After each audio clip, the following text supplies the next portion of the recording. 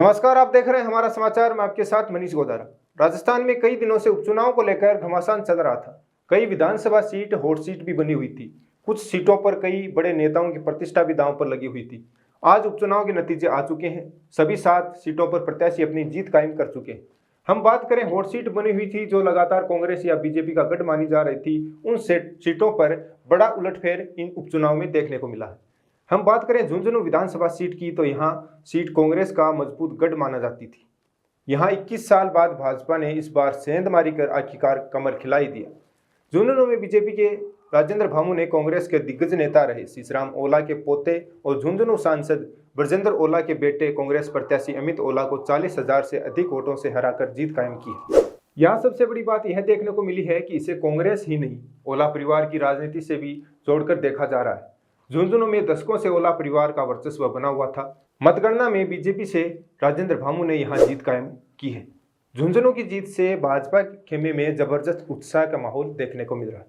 BJP यहां बीते 4 चुनाव में अपनी बगावत का सामना करते करते थक गई थी। इस बार भी शुरुआत में बगावत देखी गई।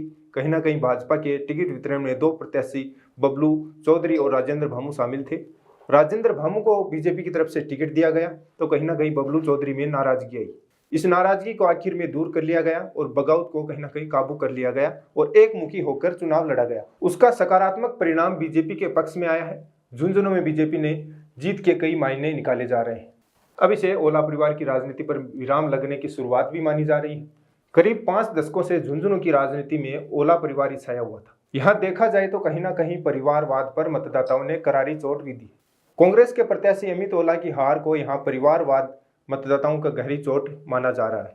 टिकट वितरण के समय भी कांग्रेस कार्यालय के बाहर मुस्लिम समुदाय के लोगों द्वारा मांग की गई थी कि कांग्रेस द्वारा किसी मुस्लिम समाज के व्यक्ति को टिकट दी जाए, नहीं तो वो मतदान का बहिष्कार करेंगे। बार बार टिकट ओला परिवार को दिए जाने से कांग्रेस के कई वोटर, अल्पसंख्यक समुदाय और अन्य दावेदार बेहद नाराज हो चुके थे। कांग्रेस ने लोकसभा चुनाव में भी सीसराम ओला के बेटे ब्रजेंद्र ओला को मैदान में उतारा। ब्रजेंद्र ओला झुंझुनू से लगातार 4 बार विधायक रह चुके हैं। उसके बाद अब वे सांसद बन गए। अब पिता ने सीट छोड़ी तो कांग्रेस पार्टी ने उनके बेटे को यह जिम्मेदारी देने की सोची, परंतु परिवारवाद पर मतदाताओं ने कहीं ना कहीं उनको करारी चोट आखिरकार दे ही थी।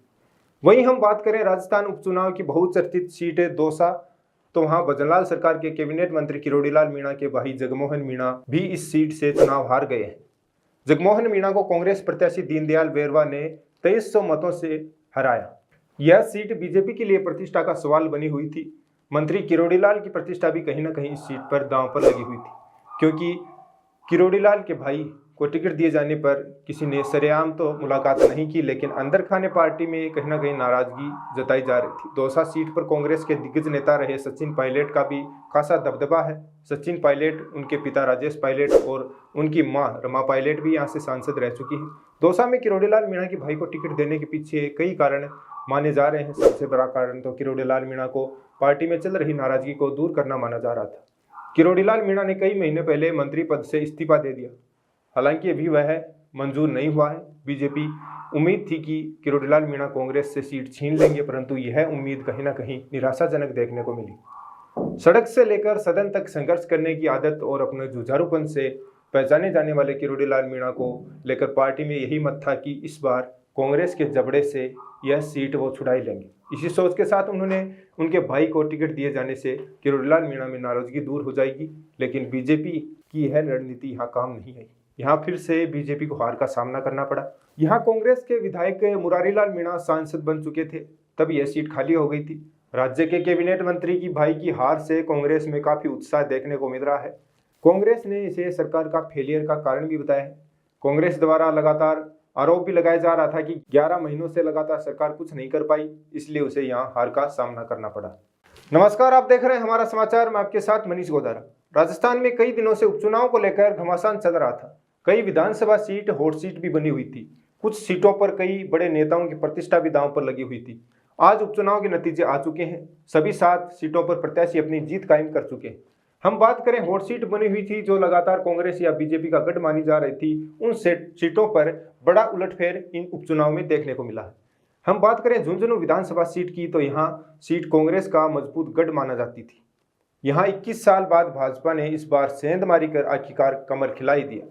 झुंझुनू में बीजेपी के राजेंद्र भामू ने कांग्रेस के दिग्गज नेता रहे सीसराम ओला के पोते और झुंझुनू सांसद ब्रजेंद्र ओला के बेटे कांग्रेस प्रत्याशी अमित ओला को 40,000 से अधिक वोटों से हराकर जीत कायम की है।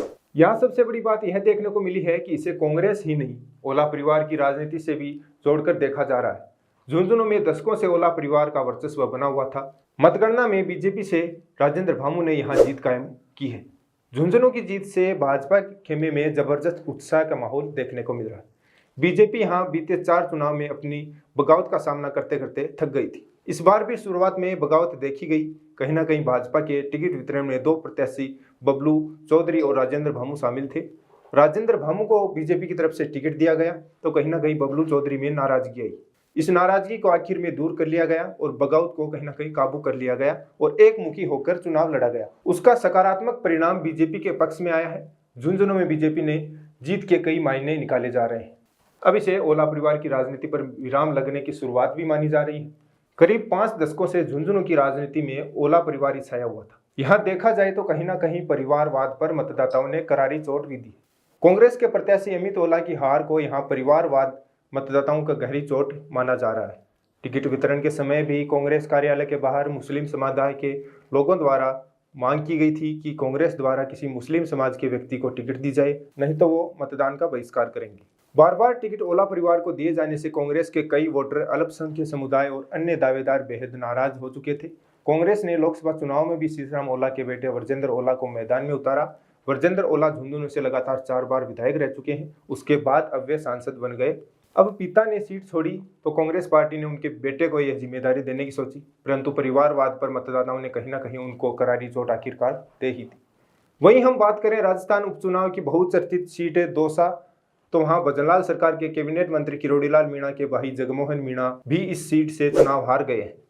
जगमोहन मीणा को कांग्रेस प्रत्याशी दीनदयाल बेरवा ने 2300 मतों से हराया। यह सीट बीजेपी के लिए प्रतिष्ठा का सवाल बनी हुई थी।